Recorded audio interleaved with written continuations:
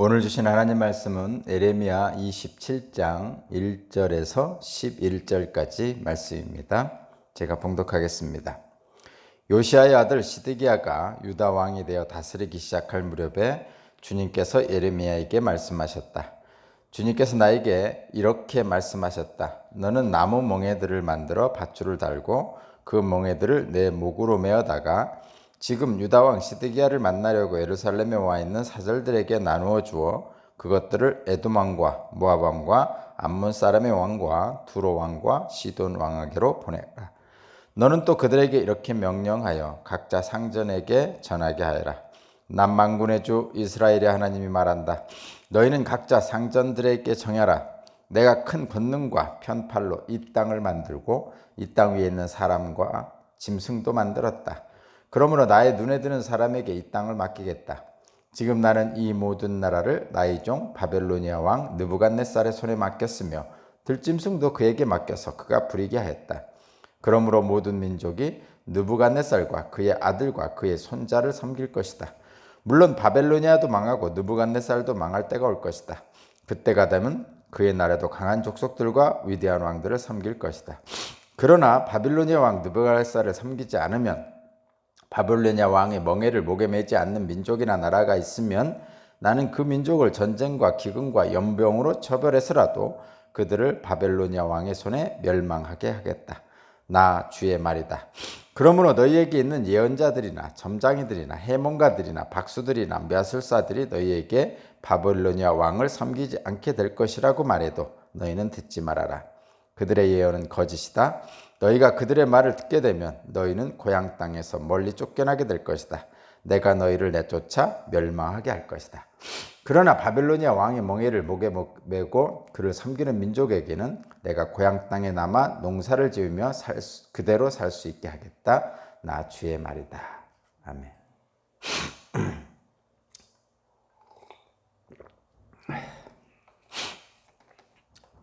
오늘 말씀의 제목은 인생에서 가장 위험한 때입니다. 인생에서 가장 위험한 순간입니다. 오늘 말씀은 하나님께서 바벨론의 느부갓네살 왕을 심판의 도구로서 사용하시는 장면입니다.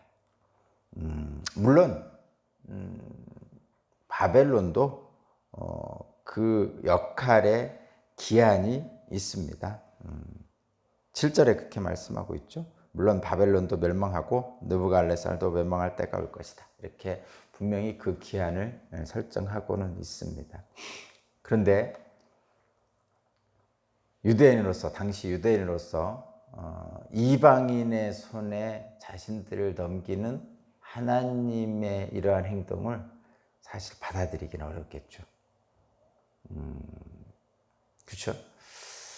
아무리 하나님의 백성인 이스라엘 백성이 잘못했을지라도 어떻게 저 포악한 바벨론의 느부갓네살 왕에게 우리를 맡기신단 말입니까? 뭐 이렇게 항변을 할 수도 있는 것 같아요. 요즘도 마찬가지죠. 요즘도 마찬가지입니다. 저와 여러분이 하나님을 믿는 신실한 신앙인으로 살고 있는데 저와 여러분이 좀 뭔가 좀 잘못했다고 믿지 않는 사람들에게 저희들을 맡겨서 믿는 사람들을 욕되게 하는 그런 일을 당하게 하시면 참 받아들이기 어려운 일이죠. 그래서 그런 일들을 당할 때 기도를 하죠. 모세도 그랬고 다윗도 그랬고 하여튼 많은 그 하나님의 사람들이 그럴 때 기도를 합니다. 뭐라고 하냐면 하나님을 믿는 신실한 백성들을 이방인들에게 넘기시면 이방인들이 하나님을 믿어봤자 소용없다라고 조롱할 거 아닙니까? 그러니까 하나님 우리를 지켜주세요. 그래야 하나님의 영광이 우리에게뿐만 아니고 이방인들에게도 드러날 거 아니겠습니까? 이렇게 기도를 하죠. 저도 그렇게 기도하고 위기에 처했던 많은 사람들이 그렇게 기도를 하는 것 같습니다. 모세도 그랬고 다윗도 그랬습니다. 그런데 어쨌든 오늘 본문은 이스라엘의 그 악행과 그 하나님을 순종하지 않는 불순종하는 백성들에게 하나님이 바벨론을 들어서 지금 징계를 하시겠다고 분명하게 말씀하신 거죠. 이 말씀을 전하는 예레미야의 심정은 어떨까요? 하나님이 이렇게 전하라고 했어요. 이 말씀을 전하는 예레미야의 심정은 어떨까요? 답답하겠죠. 또 안타깝겠죠. 서글프겠죠. 또 두렵기도 하겠죠.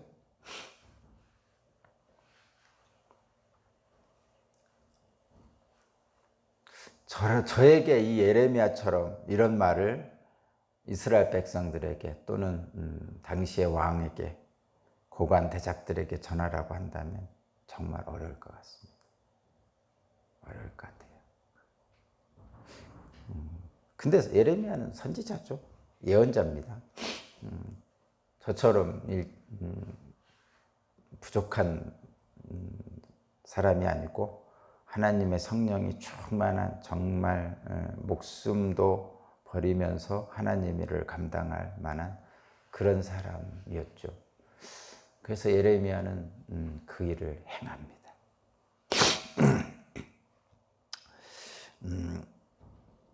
하나님은 완전하고 선하신 주권적 의지와 계획에 따라 이 세상을 통치하십니다. 그래서 저와 여러분은 비록 하나님의 말씀이 하나님의 계획이 받아들이기 쉽지 않을지라도 또 나의 기대와 좀 다르게 보여도 하나님의 선하신 주권을 신뢰하고 순종하며 나아갈 수밖에 없습니다. 그것이 창조주 하나님을 믿는 피조물인 저와 여러분들이 가져야 될 자세입니다. 어쨌든 하나님의 백성이 이방 왕을 섬기는 것은 대단히 굴욕적인 일이고 견디기 힘든 일이었습니다. 그러나 분명한 것은 하나님이 세우신 심판의 도구 앞에 겸손하게 순종하는 것이 온전한 신앙인의 지혜입니다. 하나님은 바벨론 왕의 멍에를 매지 않는 백성과 나라를 칼과 기근과 전염병으로 진멸하겠다고 경고하시죠. 8절입니다. 8절 제가 한번 읽어볼게요. 그러나 바벨로니아 왕 느부갓네살을 섬기지 않으며 바벨로니아 왕의 멍에를 목에 매지 않는 민족이나 나라가 있으면 나는 그 민족을 전쟁과 기근과 연병으로 처벌해서라도 그들을 바벨로니아 왕의 손에 멸망하게 하겠다. 나 주의 말이다. 하느님 말씀이. 그러니까 바벨로니아 왕에게 항복하라는 얘기죠. 이스라엘에게, 유대인들에게, 당시의 시드기야 왕에게 그런 얘기입니다. 쉽지 않은 말을 전해야 됩니다. 그런데 이런 그 하나님의 예언을 전해야 되는, 이 쉽지 않은 예언을 전해야 되는 예레미야와는 다르게 거짓 예언자들은 다르게 전합니다. 뭐라고 전하냐면 바벨론 왕을 섬기지 말라. 결코 그런 일이 발생하지 않을 것이다. 이렇게 말하죠. 그러니까 예레미야 선지자가 전하는 하나님 말씀과 거짓 선지자들이 전하는 하나님 말씀이 달랐던 거죠. 예레미야는 바벨론을 섬겨야 된다. 그렇지 않으면 큰일 난다. 이 거짓 선지자들은 바벨론을 섬길 필요가 없다. 하나님이 우리를 도와주실 것이다. 이런 거예요. 언뜻 그 두 얘기를 여러분들이 듣는다면 어떻게 하시겠습니까? 어느 쪽에 따르겠습니까? 거의 제가 알기로는 저도 마음이 그쪽으로 가는데 거짓 선지자의 말이 솔깃하죠. 거짓 선지자는 그렇게 얘기해요. 결코 우리는 바벨로니아를 섬기지 않을 것이다. 왜냐하면 하나님이 우리를 지켜줄 것이기 때문이다. 이렇게 얘기하면 그 말이 솔깃하죠. 그래서 아마도 예레미야 말과 이 거짓 선지자의 말이 동시에 전해지면 우리는 대부분 이 거짓 선지자 말을 따르게 되어 있습니다. 그런데 하나님은 이렇게 말씀하시죠. 9절. 그러므로 너희에게 있는 예언자들이나 점장이들이나 해몽가들이나 박수들이나 마술사들이 너희에게 바벨론 왕을 섬기지 않게 될 것이라고 말해도 너희는 듣지 말아야 한다. 그들의 예언은 거짓이다. 너희가 그들의 말을 듣게 되면 너희는 고향 땅에서 멀리 쫓겨나게 될 것이다. 내가 너희를 내쫓아 멸망하게 할 것이다. 거짓 선지자들이 바벨론 왕을 섬기지 않을 것이다. 하나님이 도와주실 것이다. 이렇게 말하죠. 근데 이 거짓 선지자들의 말은 거짓이라고 그러잖아요. 하나님이 도와주실 것이다 라고 거짓 계시를 하는 거죠. 나는 이런 계시를 받았다. 하나님이 도와주실 거라는 계시를 받았다 그러는데 그 계시를 받지 않은 거죠. 그럼에도 불구하고 하나님의 이름을 망령되이 사용해서 이스라엘 백성들을 현혹시키는 겁니다. 그래서 거짓 선지자들이죠. 그러면 예레미야 선지자가 전한 메시지하고 거짓 선지자들이 전한 메시지는 어떻게 다른가? 왜 그들은 다른 메시지를 전했는가? 왜 다른 메시지를 전했을까요? 바벨로니아 왕을 섬기지 않으리라고 말한 거짓 선지자들은 왜 예레미야와 다른 메시지를 백성들에게 보냈을까요? 이런 거죠. 유대에 있는 시드기야 왕이나 또는 고관 대작들에게 충성심을 보이고 그들이 원하는 말을 해줌으로써 인기에 영합하려는 이기적인 행동 또는 이런 거를 뭐라고 하냐면 정치적인 행동이라고 그래요.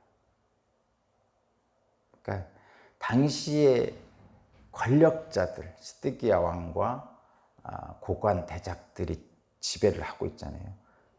그들이 원하는 말을 해주는 거죠. 그들의 입맛에 맞는 말을 해주는 거예요.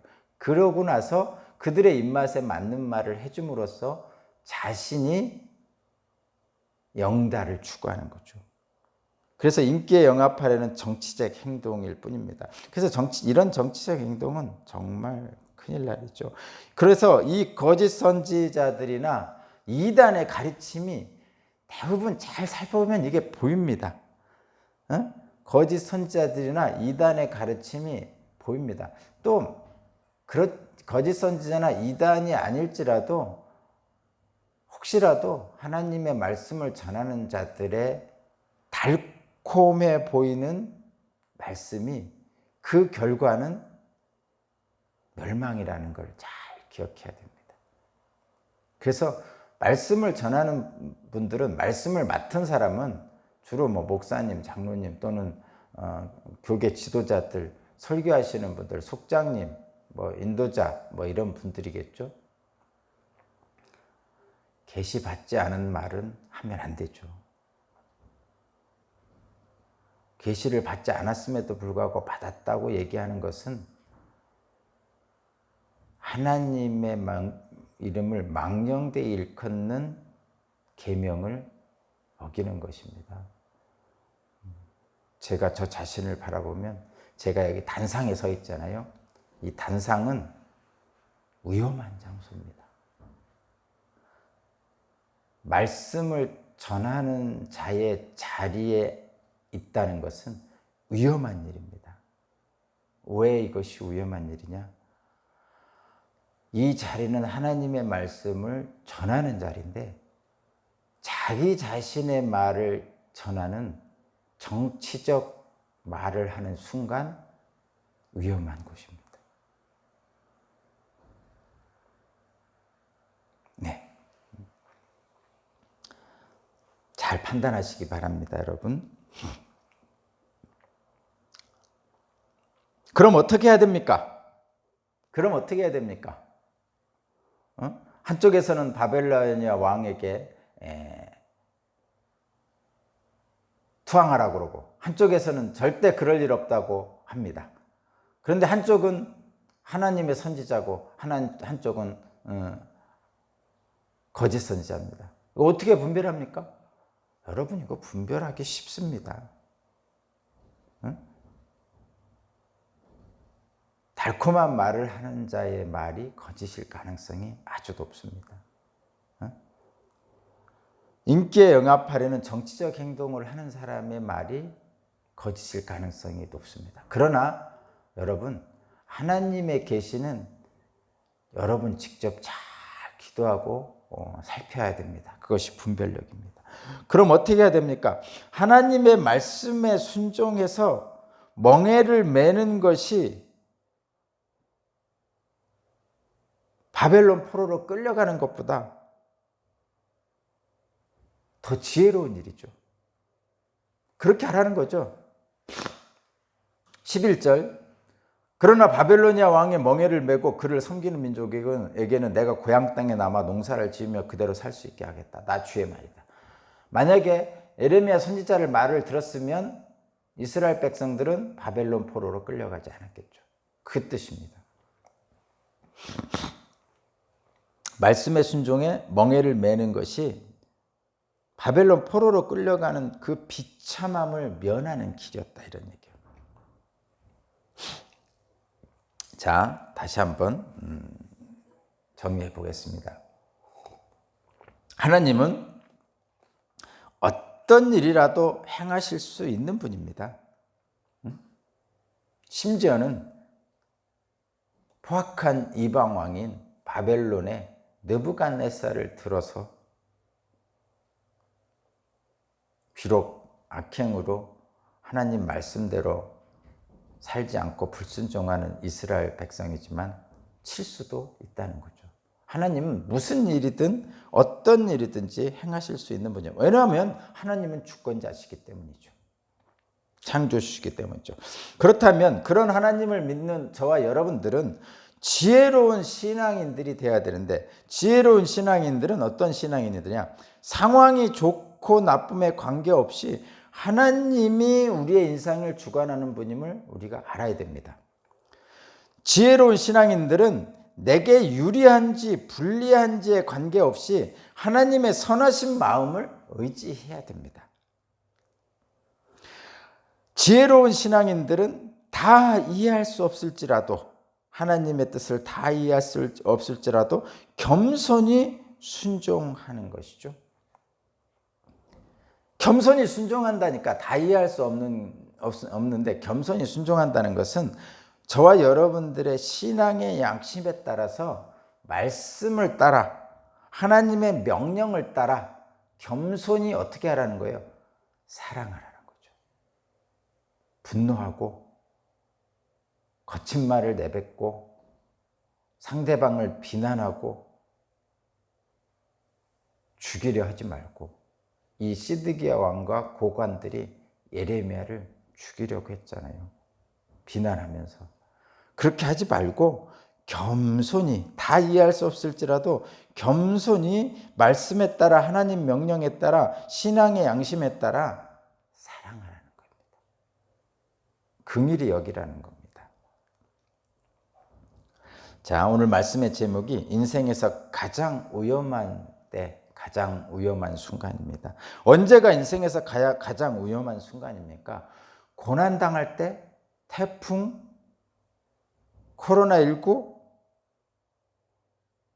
병이 걸렸을 때, 사업이 실패했을 때, 물론 그런 때도 쉽지는 않지만 인생에서 가장 위험한 순간은 자신의 힘과 지혜를 의지해서 문제를 해결하는 때입니다. 하나님을 의지하지 않고 왜냐하면 스스로 교만하여서 하나님 말씀을 왜곡하고 오용하여 사람들을 사랑하지 않는 때거든요. 그때가. 자, 여러분, 저와 여러분은 비록 지금 오늘 본문에 나오는 것처럼 보이는 현실이 쉽지 않아도 하나님께 저와 여러분들의 삶을 두고 하나님의 말씀에 따라서 사랑하기로 결단한 사람들이죠. 그렇다면 하나님의 놀라우신 은총이 결코 우리를 떠나지 않습니다. 좀 더 지금 시대가 너무 극단에 치우쳐 있죠. 나와 의견이 다르면 다 적이고 심지어는 너무나 극단적인 말들을 내뱉는 세상입니다. 그러나 분명한 것은 하나님은 서로 사랑을 하셨습니다. 쉽지 않지만 우리의 마음을 기독교인답게 하나님의 형상을 닮은 자처럼 더 넓고 더 깊은 사랑과 온유함으로 하나님의 말씀에 의지해서 사는 저와 여러분이 됐으면 좋겠습니다. 그리하면 하나님께서 분명히 놀라우신 하나님의 은총으로 우리를 지켜주시고 보호해 주실 줄로 믿습니다. 기도드립니다. 세상의 일에 짓눌려서 자신의 유리함과 불리함에 빠져서 허망한 세상살이에 너무 바빠서 하나님의 뜻을 바라보지 못하는 우리 주님께서 긍휼히 여겨주시고 바벨론 느부갓네살까지 동원하여 주님의 자녀를 징계하시는 그 하나님의 안타까우신 그 슬퍼하시는 마음을 생각하면서 오늘 우리는 하나님을 떠나 살고 있지는 않은지, 스스로 교만하여 하나님 말씀을 왜곡하고 있지는 않은지, 하나님 말씀을 잘못 사용하고 있지는 않는지, 하나님은 사랑하라 하셨는데 우리는 미워하고 있지는 않는지 돌아보는 오늘 하루가 되게 하시고, 태풍 속에서도 코로나19 속에서도 그 어떤 때 속에서도 오직 하나님을 붙들고 온전하게 믿음의 사람으로 사랑하며 사는 우리 모두가 되게 하여 주옵소서. 오늘 또 담대하게 주님의 말씀을 붙들고 사랑을 실천하겠습니다. 함께 해주실 줄로 믿습니다. 예수 그리스도 이름으로 기도합니다. 아멘. 주여 감사합니다.